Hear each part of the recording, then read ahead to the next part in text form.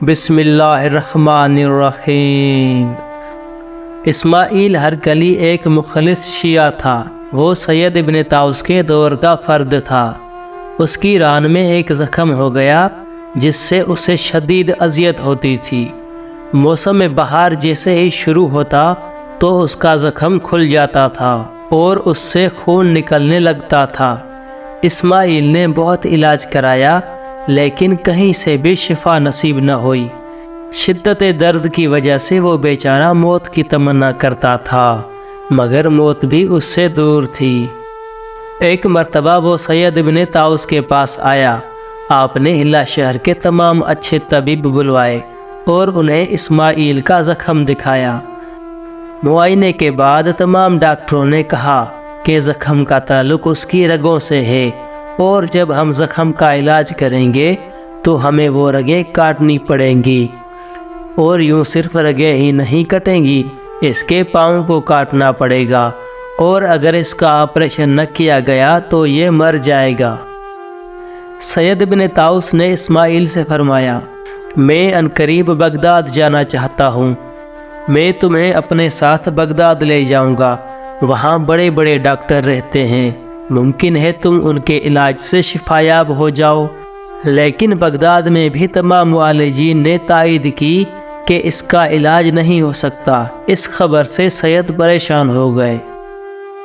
اسماعیل نے سید ابن طاؤس سے عرض کیا، مجھے اجازت دیجیے کہ میں جا کر امام علی نقی علیہ السلام اور امام حسن عسکری علیہ السلام کی زیارت کا شرف حاصل کر سکوں۔ الغرض اسماعیل سامرا چلا گیا اور حرم میں داخل ہونے کے بعد امام زمانہ اجل اللہ تعالی فرجہ شریف کے سرداب میں اترا اور وہاں بیٹھ کر اس نے زیارت اور نماز پڑھنی شروع کی۔ دوسرا دن ہوا تو اس نے اپنے دل میں کہا کہ مجھے سب سے پہلے دریائے دجلہ پر جانا چاہیے اور وہاں جا کر خون اور زخم کو دھونا چاہیے، اور اس کے بعد غسل کر کے حرم میں آؤں گا اور اللہ تعالیٰ سے معصومین کے توسل سے دعا مانگوں گا۔ عین ممکن ہے کہ اللہ تعالیٰ میری بیماری دور کر دے اور مجھ پر نگاہ رحمت فرمائے۔ یہ سوچ کر وہ دریائے دجلہ پر گیا، وہاں اپنے خون آلودہ کپڑے دھوئے اور خود نہایا۔ اس اثنا میں اس کے سامنے 4 سوار نمودار ہوئے، ان میں سے 3 سوار اکٹھے تھے اور ایک سوار علیحدہ تھا۔ ان سواروں میں سے ایک شخص پختہ عمر کا دکھائی دیتا تھا۔ جو گھوڑا سوار اکیلا تھا وہ اسماعیل کے قریب آیا اور اس نے اس کا نام لے کر کہا، اسماعیل مجھے اپنا زخم دکھاؤ۔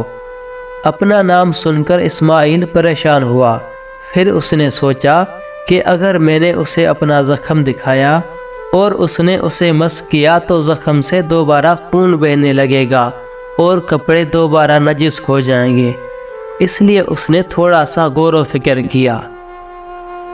گھوڑا سوار آگے بڑھا اور اس نے اس کے زخم پر اپنا ہاتھ رکھا اور تھوڑا سا زور دیا۔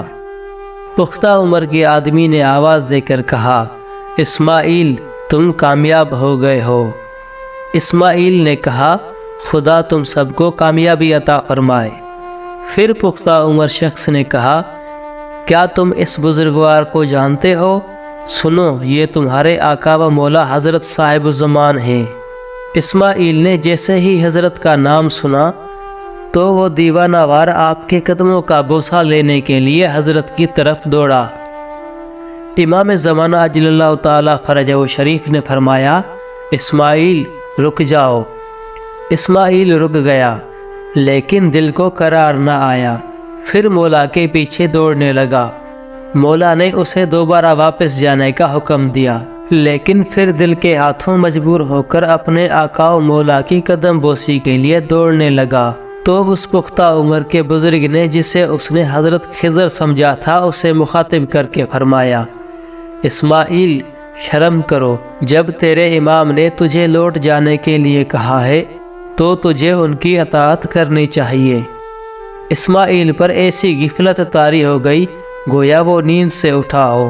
امام علیہ السلام نے فرمایا، جب تو بغداد جائے گا تو عباسی خلیفہ تجھے کچھ رقم دے گا، تو وہ رقم قبول نہ کرنا اور ہمارے فرزند سید ابن طاؤس سے کہنا کہ وہ تیرے لیے علی بن اوز سے سفارش کرے، ہم خود بھی تیرے متعلق سفارش کر دیں گے۔ یہ حکم دینے کے بعد امام علیہ السلام اس کی نگاہوں سے غائب ہو گئے۔ اسماعیل کو یوں لگا جیسے اس نے جاگتے میں خواب دیکھا ہو۔ اس کے بعد اس نے اپنے پاؤں کو دیکھا تو اس میں کسی زخم کا کہیں نام و نشان تک نہ تھا۔ اسماعیل نے دل میں کہا، ممکن ہے مجھے اشتباہ ہو رہا ہو، زخم دوسرے پاؤں میں ہو۔ اس نے دوسرے پاؤں کو بھی خوب دیکھا، اسے وہاں بھی کوئی زخم دکھائی نہ دیا۔ وہ خوشی خوشی اڑتا ہوا سامرا آیا۔ جب اہل سامرا اس واقعے سے واقف ہوئے تو انہوں نے اس پر ہجوم کر لیا اور اس کے کپڑوں کو تبرک سمجھ کر کاٹنے لگے۔ اسماعیل سامرا سے فوراً بغداد آیا۔ اس کے آنے سے پہلے اہل بغداد کو اس واقعے کی خبر مل چکی تھی۔ اس کے استقبال کے لیے سید بن طاؤس بھی ہلا سے بغداد کی طرف تشریف لائے۔ آپ نے اسماعیل سے فرمایا، یہ سارا ہجوم تمہاری زیارت کے لیے آیا ہے، تم مجھے اپنا پاؤں دکھاؤ۔ اسماعیل نے وہ جگہ دکھائی جہاں امام زمانہ اجل اللہ تعالی فرجہ شریف نے ہاتھ رکھا تھا۔ سید ابن طاؤس شدت عقیدت سے بے ہوش ہو گئے۔ لوگ انہیں بڑی مشکل سے ہوش میں لائے۔ سید ابن طاؤس اسماعیل کو ساتھ لے کر وزیر کے پاس آئے۔ وزیر نے کہا، پہلے ہم ان تمام معالجین کو جمع کرتے ہیں جنہوں نے اس کے زخم کا مشاہدہ کیا تھا، اس کے بعد ہم آپ کی بات کی تصدیق کریں گے۔ الغرض معالجین وزیر کے پاس آئے۔ سید ابن طاؤس نے ان سے فرمایا کہ آپ حضرات نے کتنا عرصہ قبل اسماعیل کے زخم کا ملاحظہ کیا تھا؟ ڈاکٹروں نے کہا، یہ آج سے 10 دن پہلے کا واقعہ ہے۔ سید نے فرمایا، اس کے زخم کی کیا حالت تھی؟ ڈاکٹروں نے کہا، اس کا زخم لا علاج تھا۔ سید نے فرمایا، اگر بفرض محال تمہاری دواؤں سے یہ صحت یاب ہو بھی جاتا تو صحت یابی کے لیے اسے کتنا عرصہ درکار ہوتا؟ ڈاکٹروں نے کہا، اگر بفرض محال یہ ہماری دواؤں سے شفا یاب ہوتا بھی تو بھی اس کے لیے کم از کم 2 ماہ کا عرصہ ضرور لگ جاتا، اور زخم کی جگہ پر کبھی بال نہ اگتے اور پوری زندگی زخم کا نشان باقی رہتا۔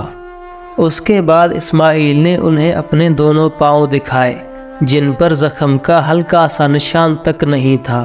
ان ڈاکٹروں میں ایک عیسائی ڈاکٹر بھی موجود تھا۔ اس نے یہ دیکھ کر کہا، خدا کی قسم، اسے عیسیٰ علیہ السلام نے شفا دی ہے۔ سید ابن طاؤس نے فرمایا، اسے عیسیٰ علیہ السلام نے نہیں بلکہ عیسیٰ علیہ السلام کے مولا نے شفا دلائی ہے، اور عیسیٰ علیہ السلام کے مولا وہ ہیں جن کی اقتداء میں عیسیٰ علیہ السلام نماز پڑھیں گے۔ اسماعیل کی شفایابی کی خبر خلیفہ تک پہنچی تو اس نے 1000 طلائی دینار اس کے پاس روانہ کیے، جسے اسماعیل نے قبول نہ کیا۔ جب اس سے اس کی وجہ پوچھی گئی تو اس نے کہا، جس آقا و مولا نے مجھے شفا دلائی تھی اس نے مجھے خلیفہ کی رقم قبول کرنے سے منع کیا تھا۔ خلیفہ نے یہ سنا تو وہ بہت پریشان ہوا اور کہنے لگا، معلوم ہوتا ہے کہ ہماری رقم امام کی نظر میں غیر مقبول ہے۔ امام علیہ السلام کی برکت سے کچھ دنوں بعد اسماعیل کو حکومت میں بڑا منصب مل گیا۔ والسلام۔